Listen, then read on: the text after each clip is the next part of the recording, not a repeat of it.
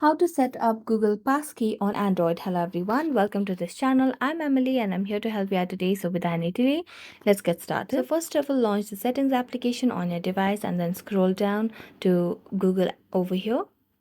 As you tap on Google, you'll be able to see your account that you have associated with your device over here. So tap on all services over here, or you can directly go to manage your Google account over here. As you tap on manage your Google account, you'll be led to your Google account page where you can just swipe and tap on the security option over here.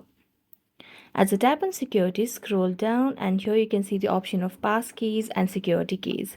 So tap on that, and as you tap on it, you'll be able to see the passkey over here where you have the option of creating as well, and here you have automatic created passkeys as well on your device.